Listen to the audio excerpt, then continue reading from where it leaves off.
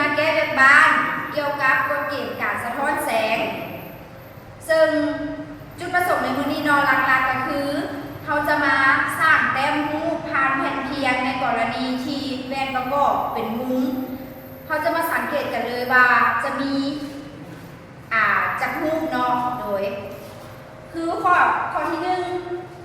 นี้เพิ่นให้มุมอัลฟา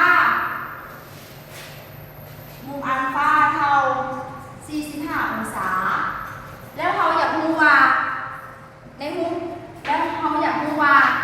มุม45องศานี่เนาะจะประกอบมีจากมุมเขาจะมาใส่สูตรคิดลายก็คือ n เท่ากับ360หารให้อัลฟาลบ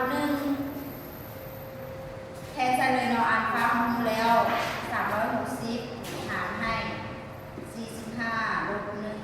1จะได้7มุมเนาะแล้วเราจะมาสังเกตมุมเลยอันนี้แมนแผ่นเพียง2แผ่นประกอบเป็นมุม45องศาอันนี้เราจะตั้งเป็น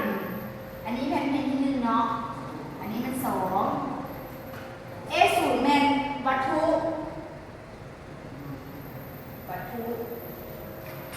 A นี่เนาะ A นี่แมนวัตถุกระทบใส่แผ่นที่1จะเกิดเป็นมุม A1 แล้ว A1 จาก A1 กระทบใส่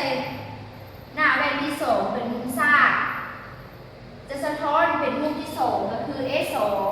จาก A2 จะกระทบใส่หลังแว่นที่1จะได้เป็นมุม A6 แล้ว A6 จะกระทบใส่หลังแว่นที่2จะเกิดเป็นมุม A7 แล้วจากกรณีที่2เนาะคือวัตถุกระทบใส่แว่นที่2วัตถุกระทบใส่แว่นที่2จะได้เป็น A5 แล้วจาก A5 กระทบใส่หน้าแว่นที่1จะได้เป็น A3 จาก A3 กระทบใส่หลังแว่นที่1เนาะหรือหลังแว่นที่2จะเกิดเป็นมุมที่4แล้วมุมที่4กระทบใส่หลังแว่นที่1จะเกิดเป็นมุมที่7นี่เนาะข้อนี้ก็จะมี7มุม